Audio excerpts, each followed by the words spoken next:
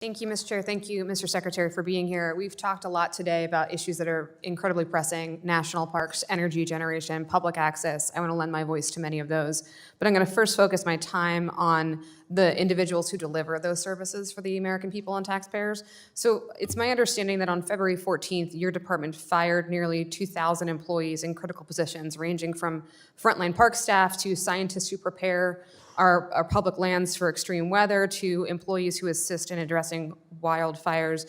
Federal courts have since ordered agencies to reverse many of these wrongful terminations, and your department indicated in federal court filings last month that you had begun reinstating probationary employees. And just for the record, I want to state probationary simply means they were so brand new and eager in their public service, or they were so good at their public service they received a promotion.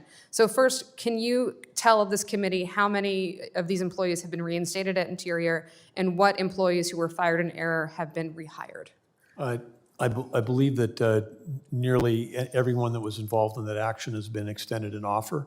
I don't know specifically how many of them refused to return to their jobs, but we followed the court order to reinstate those jobs. I'm glad to hear that. Could we possibly get that response in writing, those numbers in writing?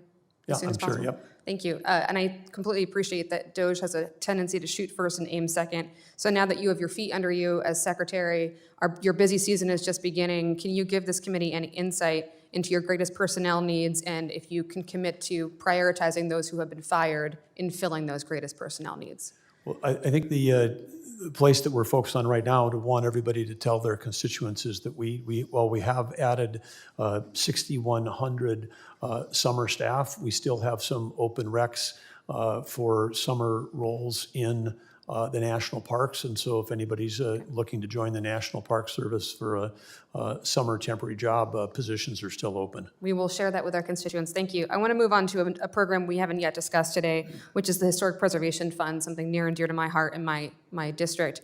Congress appropriated $168 million in funding for the HPF this year, but we're 9 months into the fiscal year, and that money has yet to be released. It's frankly an unacceptable delay in funds that were bipartisanly appropriated by Congress, and it's resulted, as I'm sure you know, in states like Ohio and Arizona either firing staff or, in one case, shuttering their historic preservation offices completely.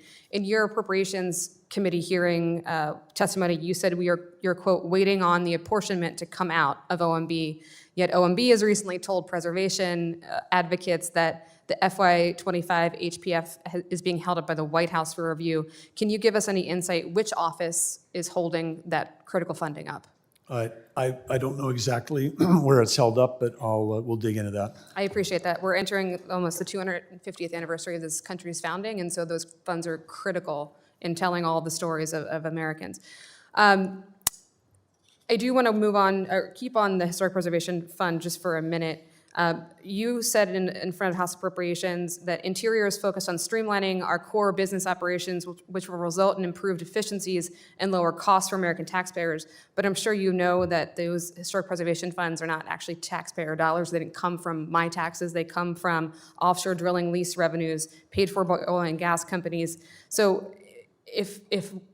where is that money going, or where is it sitting right now? We're talking about, again, $168 million that should be directed to HPF, and it's just sitting somewhere.